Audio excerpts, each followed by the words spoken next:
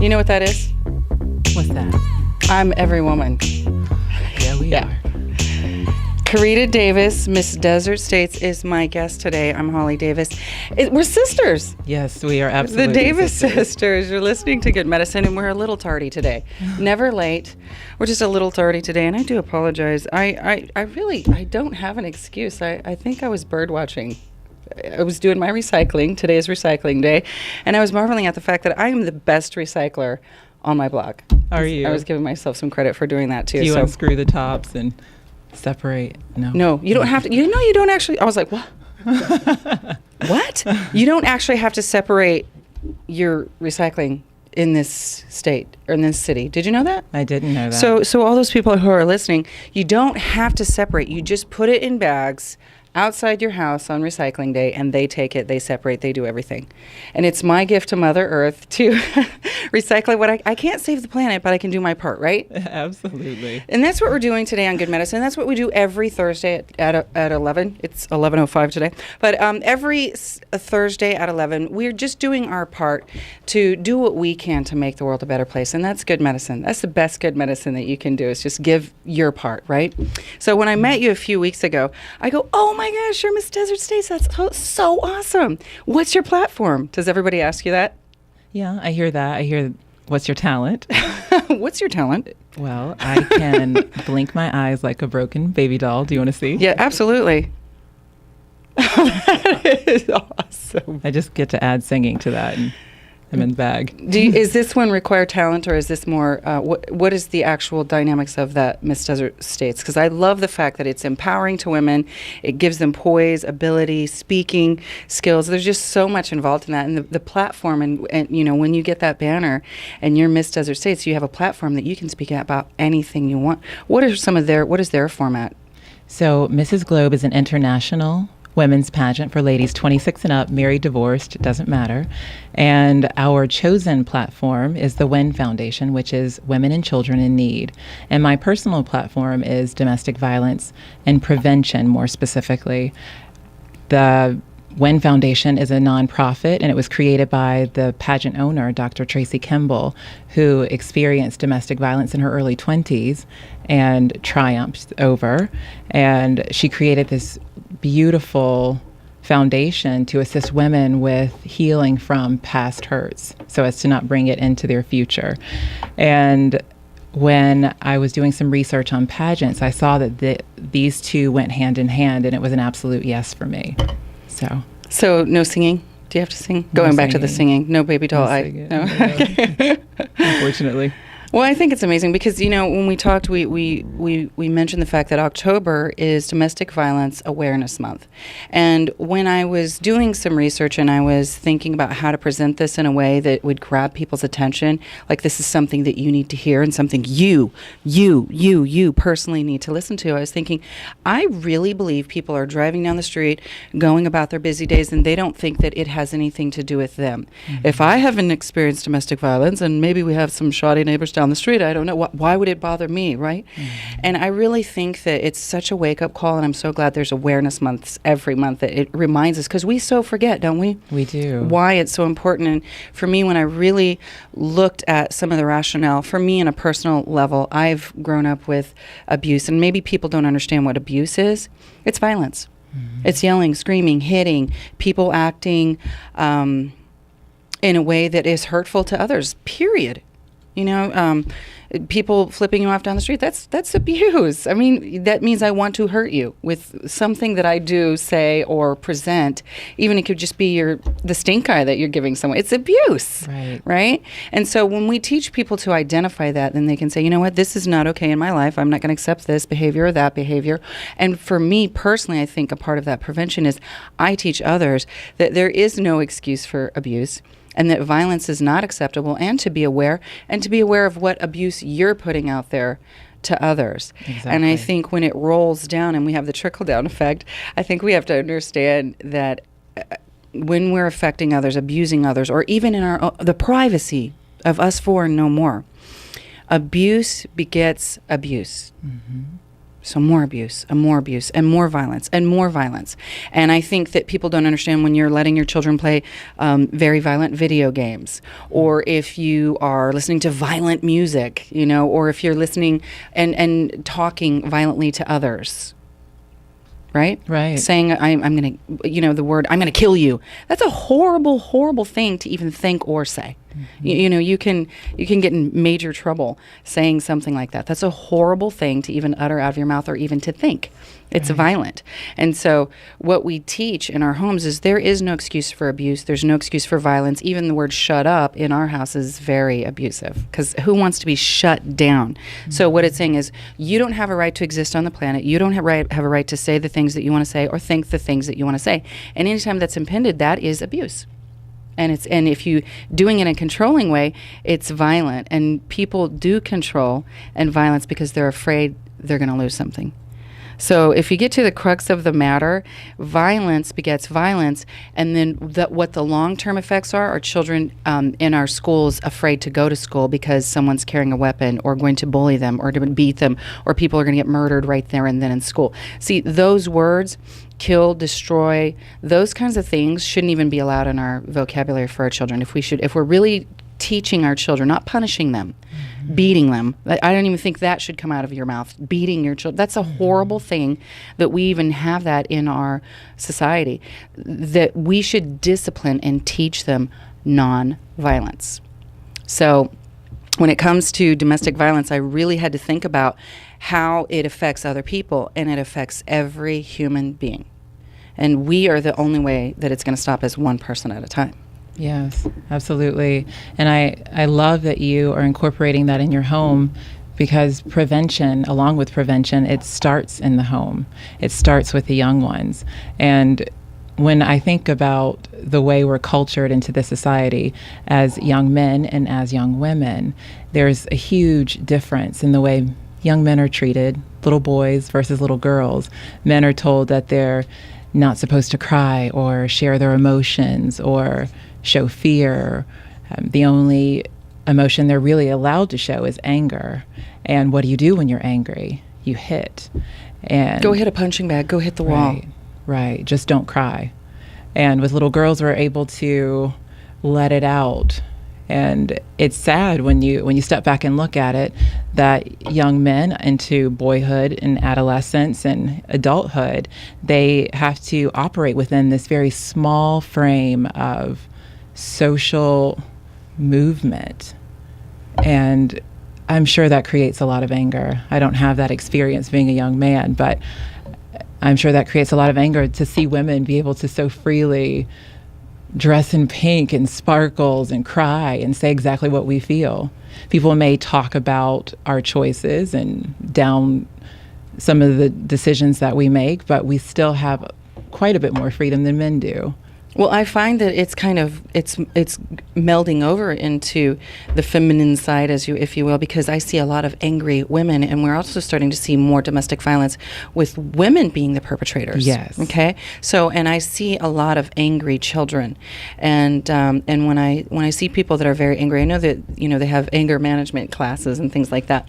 I know that as far as anger management for me, when I'm talking to people, I just say, you know what, why do you always fall back on anger? That's an easy emotion, but crying, if you could just allow yourself to cry, because probably you're really hurt, not angry, and you learn when you're little it's okay to be angry because that's safe. That pushes people away.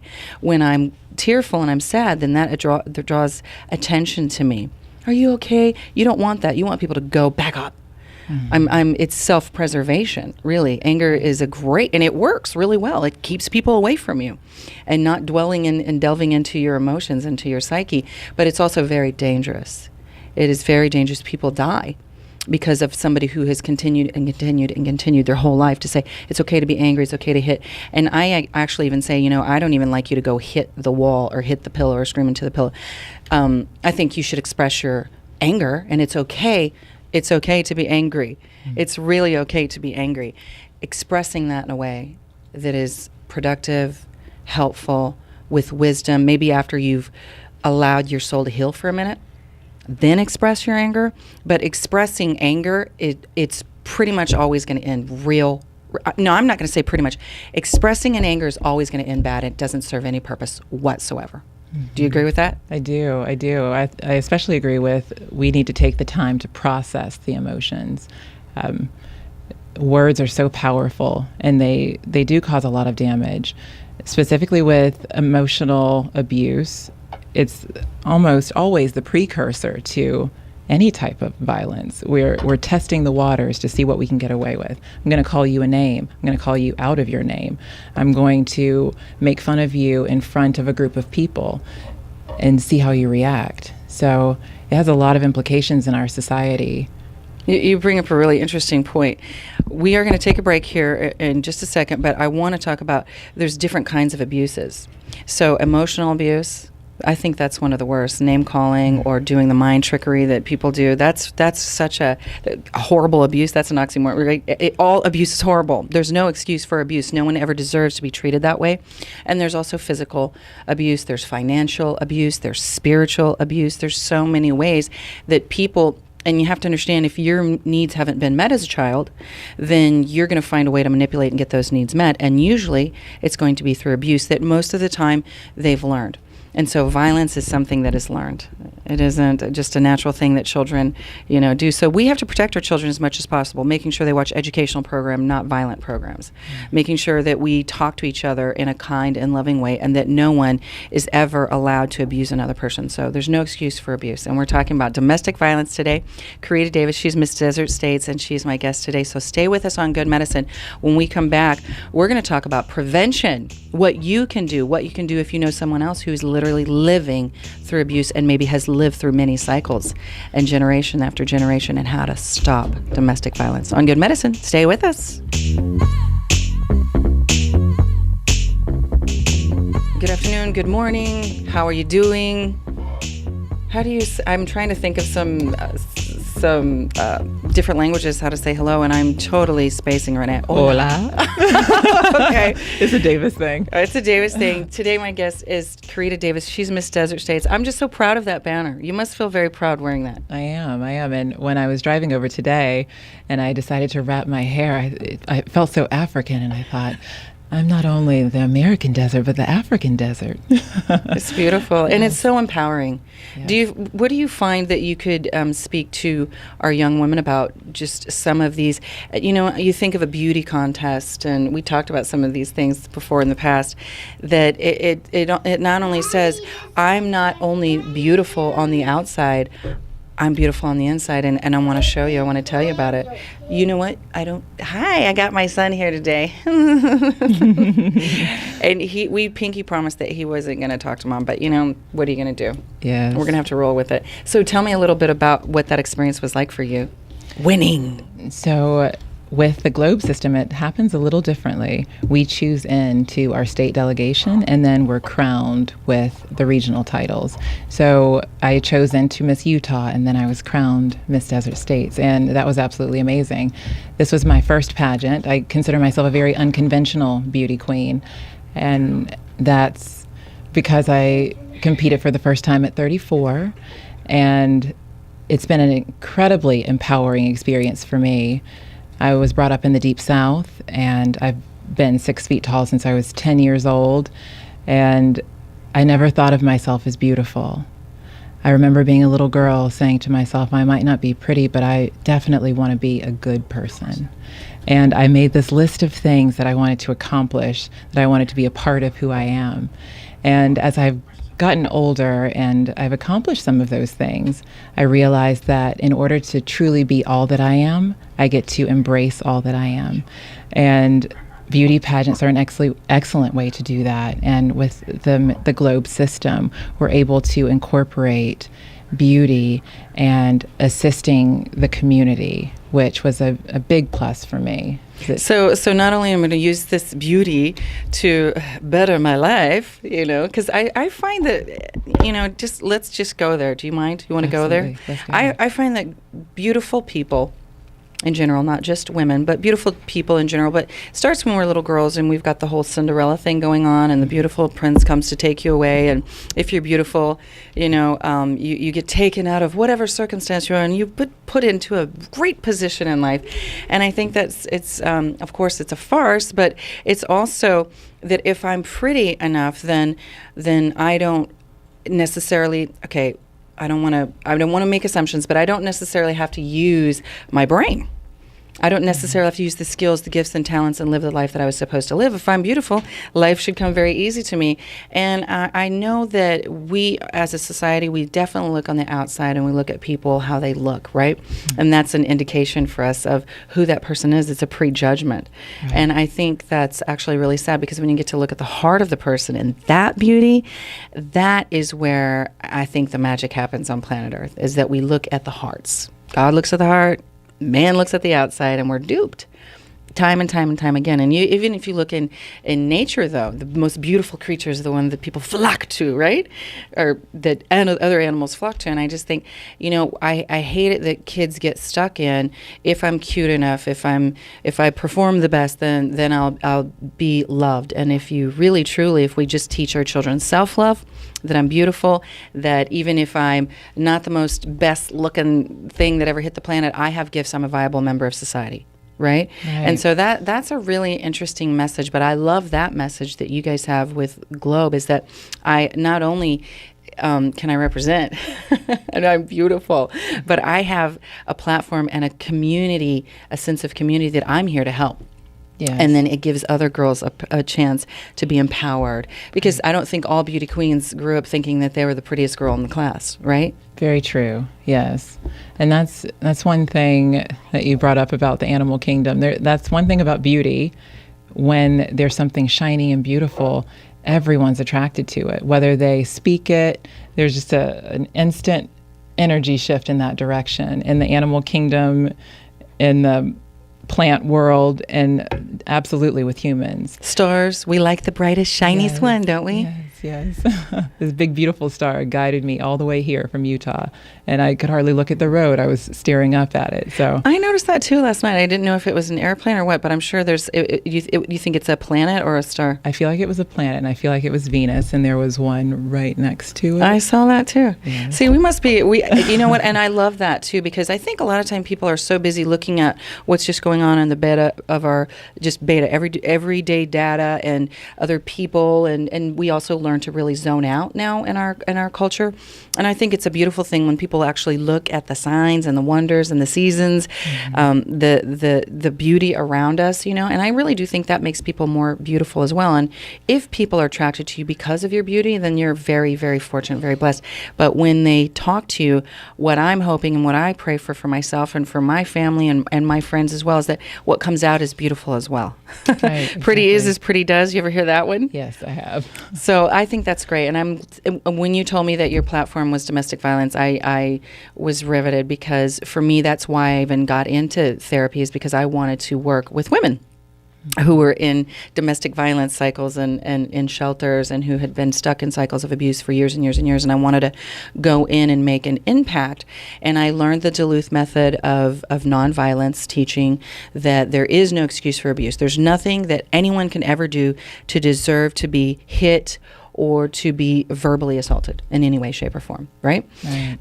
But what I found is that I got into some drudgery, because you would see that the cycle would stay and stay and stay, and that really maybe the only blessing out of it was that they'd had an hour for therapy for themselves, just a minute for themselves, which was huge in their lives, because it's been such a vicious cycle that was passed down from generation. It seems to be generational, cyclical, kind of an illness, if you will, or a lie that has just stayed in families. And to get out of it, seemed very weary for me. And I knew that that's not what I wanted to do. But while I was there, I did learn a lot of lessons about domestic violence. And some of the other things that I've learned is, I do teach nonviolence in my home, and I teach it to others. I teach them about bullying. But for me, I don't know why I got into such a drudgery and didn't want to just stick it out and see if they could be helped. But I really find at the bottom line of any kind of work with people is, if they don't want to get help, and they don't want to get out of the situation, there's nothing that you can do, say. You can put on the happy face and talk about what life could be and how you could recreate your life, but if they don't get that concept, and can you imagine after years and years of saying you're a brick wall, you believe you're a brick wall in it and you're not going anywhere. And so it felt impenetrable to me. However, I do know that there is hope and that people can get help. And we can do it by, I knew that I could do it by teaching just in my own family and with other children. And I work mostly now with children. Yeah. But can you speak to some of the domestic violence and some of the cycles, and maybe even just if you want to share something about your own life? Yes, absolutely. My personal story mirrors everything you just said. My grandmother was battered by my grandfather, and my mother grew up with seven sisters and 2 brothers, and they all watched this and were all traumatized by it. And my mother, although my father is an absolute angel, she holds the energy of a woman who's been broken down and torn down. And part of bringing in and owning our own personal power and beauty, it starts with us, knowing that we are perfect and whole and beautiful and not seeking any of that from an outside source. And when we seek, I mean, we all get to interchange ideas and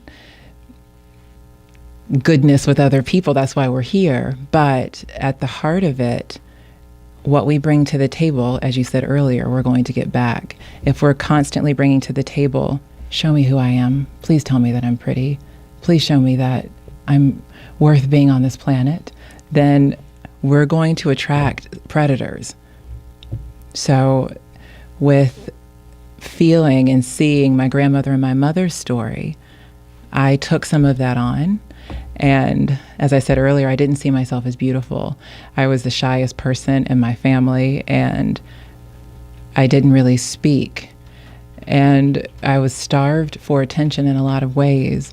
And I was a target for pretty much every man that came into my life. I got married at 26 years old, and unfortunately, I married a predator. I've affectionately referred to him as a sociopath, but I see the ways I drew him in and created having him in my life. It took me 5 years to leave. I was put in the hospital twice. A gun held to my head, scars, bruises that are still on my body, broken teeth. And a lot of times I hear people, when they talk about domestic violence, specifically with women, they ask the question, why did she stay? And I remembered being a young girl hearing about a man beating on his wife and thinking, why is she still there? Common sense. Walk away. Don't you love yourself? And fast forward 15 years later, I'm that woman. And the fear that brought me there was so similar to the fear that prevented me from leaving. We can become so comfortable with being uncomfortable, so comfortable with seeking security, even if it's just a slither of security. And I totally identify with what you said. People are not going to move until they are absolutely ready. Until I was ready to walk away from the situation, which required me moving into my vehicle. I just started a job and I got a gym membership so I could take a shower. And I saved up money over the next month and I bought a ticket and flew to Boulder, Colorado. But it took me looking at the situation. It doesn't matter that I'm not going to have a home, because I'm not going to have my life if I stay. Or anything that you'd ever known. Anything that you'd ever known. And I think that's for me when I was working in domestic violence agencies, is that somebody likened it to the Titanic. You're on the Titanic and they're playing the fiddles and they're playing the beautiful music, and it's very cold and there's icebergs out there, and the ship is sinking, but you can't see it and you can't feel it. You know that it is headed for devastation. and destruction, total destruction. And they're letting people out on little lifeboats. And you think, well, if I get on that lifeboat, it's still very warm in here and they're still serving coffee. Mm-hmm. There's beautiful music. Why would I want to get out there? It's the unknown. It's very fearful. And what we've learned is that most people stay in a stage of everything is wrong. I can't live like this, and I'm going to get off of this boat. And then 2 seconds later, well, it's really not that bad. Staying in the comfort, comfortably numb. Yes. Staying in that comfort and saying, you know what, I'm going to stay here because what's the alternative? What's the alternative? Right? Or I deserve this. We hear that a lot. Or maybe I shouldn't have done that. Or maybe I'll try to do this differently. When the bottom line is, I think the major message that has to be said with domestic violence, it is not your fault. You never, ever, ever, ever deserve to be treated poorly. Mm-hmm. Ever. You are worthy. And when you get that understanding, how did it change your life? When you really truly understood that I'm worthy of being not only treated well by myself first and others, look at you now. Yes. Completely changed your life. But when did you actually get that aha? I looked in the mirror and I said, either you live or you die. It was just that clear to me. And I made the choice to live. It felt like I had absolutely given up on myself. And I truly believe the longer we stay in a situation of abuse, the lower our self-esteem goes. And I remember thinking to myself, no one's ever going to love me. I've started to feel that I deserved all of those behaviors that were coming at me and all of the names. And I learned to expect it from people. So not just the perpetrator, but from everybody else. You expected to be a subconscious level. You thought, you know what, I deserve this. Right. This is how I should be treated. Right. So I left 4 years ago, and I was in that situation for 5 years. And every day I'm continuing to get ahas. And it's absolutely amazing and empowering and beautiful. And that's why I'm here. That's why I wear my ribbon and my crown, to show other women, other men, young children, that no matter where we've been, we could feel like we're under the earth. There's always a chance. There's always a choice. We just get to make it. Well, I'm so glad that you did. I'm so glad that you got out of that and that you lived to tell about it, one, and that you're sharing this platform and making and causing awareness for other people to understand that there is no excuse for abuse. And living in a nonviolent world, we're teaching other people nonviolence, peace. Yes. Peace within and peace in the world. And I'm really, truly glad that you're my guest today. So glad I met you a few weeks ago and that we're doing this program today. Miss Desert States, Karita Davis, thank you for being my guest. We're going to take a small break. When we come back, we're going to give a 1-800 number, 24-hour day, 7 days a week, a national domestic violence abuse hotline that you can call if you or anybody else you know is caught in a situation of domestic violence. There is help, and I think recreating your life is up to you for one. When you make that change and you go, you know what, no more. It'll be amazing how the doors will be open for you. Stay with us. You're listening to Good Medicine. Empowering show today. I'm every woman. Miss Desert States, Karita Davis, thank you so much for being with us. It's Domestic Violence Awareness Month and Good Medicine. We're talking about it today. And, it isn't just a female issue. It is a male-female issue. It crosses every gender, every socioeconomic background. It's for every human being. It does affect us all. What would you say about how would this affect men? How could we speak to men if you're out there listening and you don't think this is a male issue? How could we say that what is a man's part in this from a female's perspective? Of course. Yes, well, absolutely. I believe that young boys look up to their fathers or claim a role model, and they're watching. I don't know about you, but almost every day I open my mouth and my mother falls out. I don't know how that happened, but the nature versus nurture. We are picking up cues on how to behave as adults from the people in our environment. And I also believe that it's really important for powerful adult men to step up and make a claim and stand with women in this fight against domestic violence and in the prevention of domestic violence. because of those strict social limitations that men live within. When you think about it, there are things as women that we don't say around men, and of course there are things that men don't say around women. So in the privacy of their guys' night, it would be great if there was several gentlemen sitting around, and one made a derogatory comment about a woman or an abusive comment about a woman. If one of them just stood up and said, that could be my mother or my sister. Or my daughter. Right. My daughter, Yeah. So just standing up for women in the privacy of those male moments. And when it comes to role models, leadership, changing the dialogue is not just a woman's issue, as you said. It's a male issue as well. The same social structures that created violence against women also creates violence against men. We keep hearing about young boys being raped and abused by older men in their lives.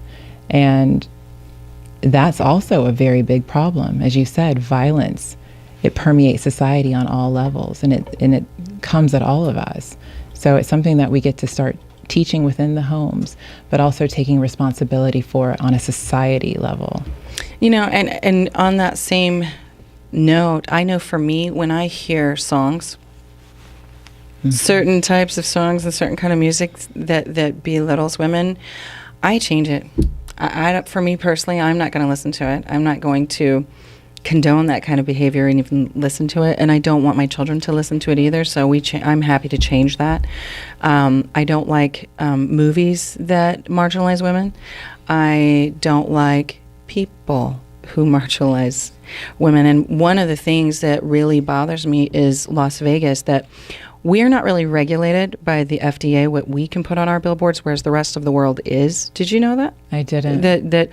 I'm sorry, it's the FCC. The FCC. Lawrence is looking at me like, why is the FDA not regulating? The FCC is not regulating a lot of the things that are rolling around our town, and some of the billboards. And some of the billboards are very risque, and I find they're insulting.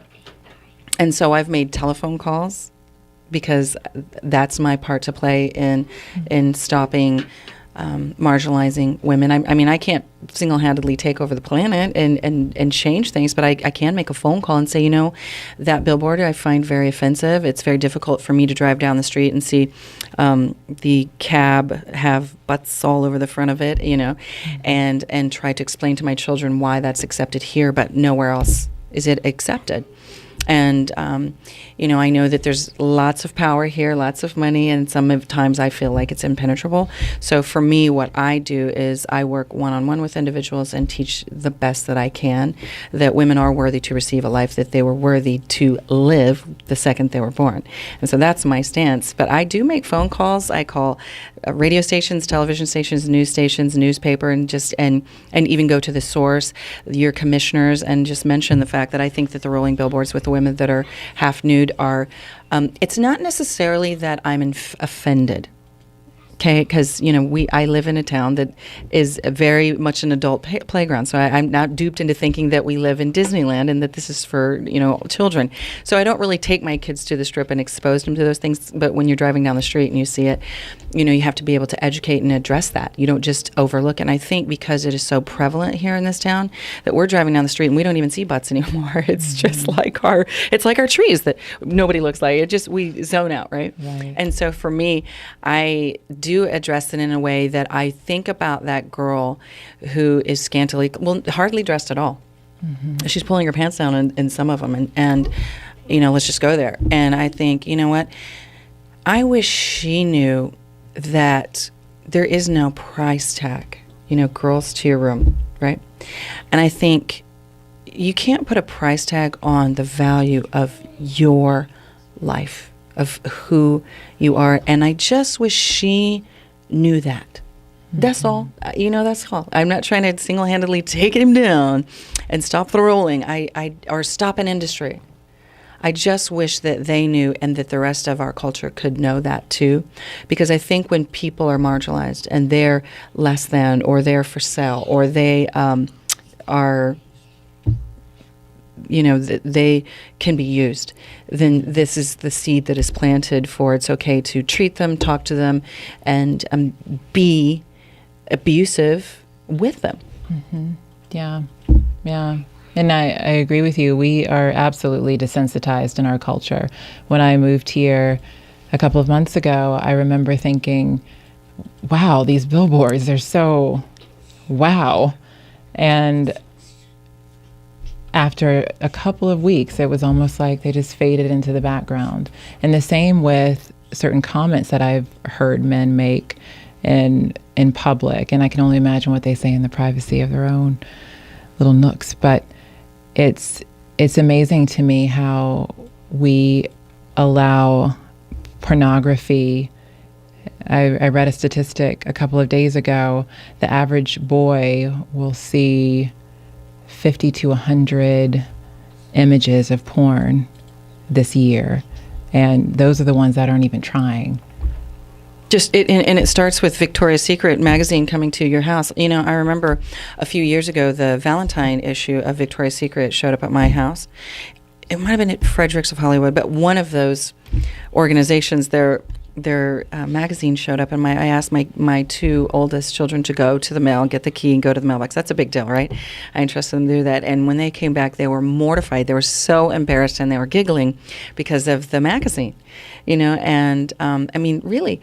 Right, it's invading our homes, and what I'm saying to men, and what I hear you saying to men, is if we could say, you know what, that is for mom, that is for an adult, and you're not to see that, because it actually leaves an indelible mark in your head when you see those kinds of things. It's just like scary movies. It's Halloween time; everybody loves the scary movies, but those also leave marks in our head. That are thoughts that are not easy to be stopped. Intrusive even. Right. And so when you see improperly dressed people all over our town, it is very hard, especially for young men, to get that vision out of their head, and it really messes with them, and it also messes with their ability to think that is how all women are, how all women dress, and this should be common and should be standard practice. And really, the truth is, at the end of the day, it is not. It is not. And so, I don't know if that is really entangled a lot when it comes to domestic violence, but I do think that it is how women are treated and portrayed. Right. But I'm reading in one of these statistics here that there is a woman who is battered, beaten, it says here, beaten every 15 seconds. And over 3 million women are beaten every year.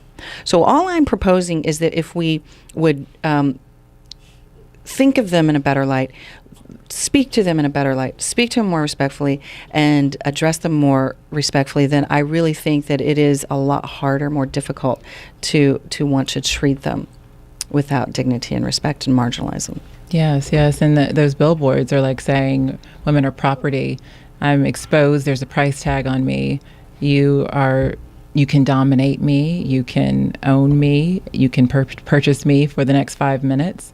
And when that message leaves the mouth, or we see it on a billboard, then young children see it, and it becomes a part of their sense of the world and their sense of women.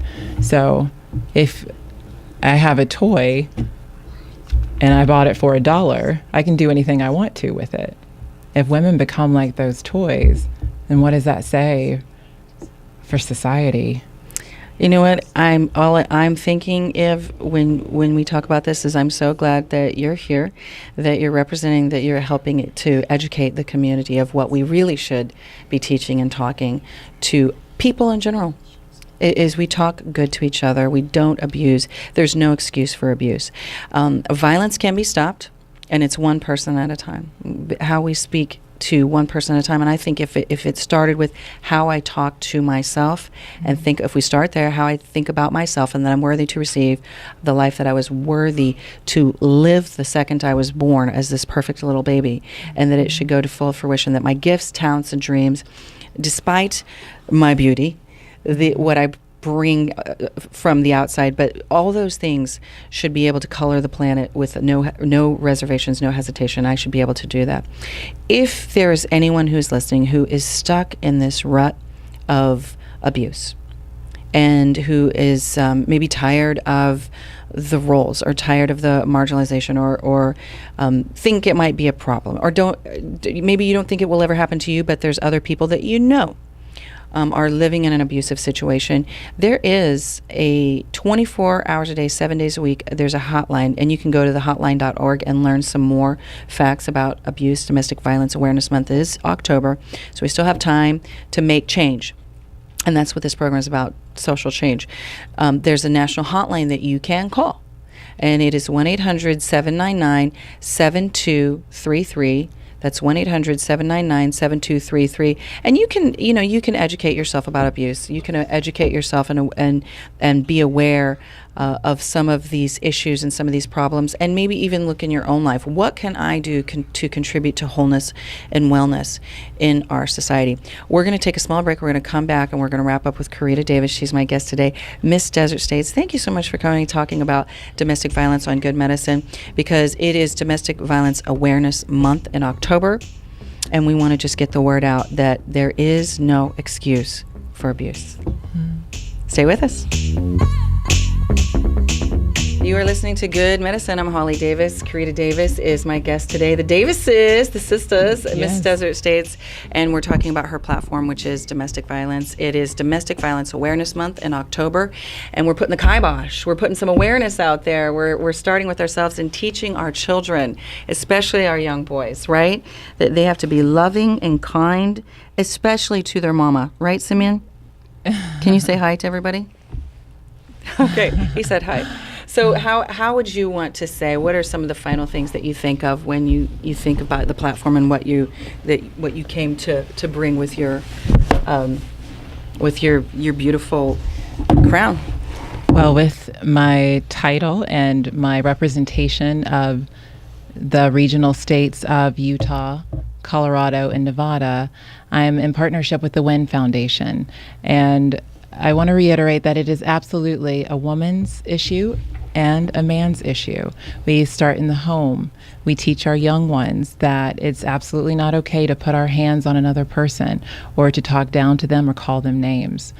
When the WIN Foundation International is a great resource, we have two programs that I'd like to highlight. The Right Living program is a program designed for women after they've experienced the pains of abuse. It assists us with healing after rape, domestic violence, and emotional abuse.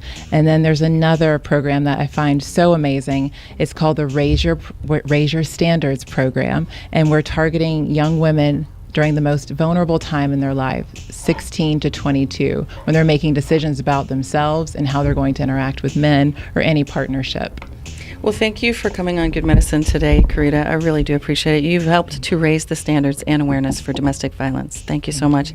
Stay with us next week. We're going to be talking, Good Medicine carries on. We're going to talk about drug and alcohol abuse and how to prevent that as well. Thank you for having me. Thank you. You're listening to Vegas All Net Radio. Good Medicine.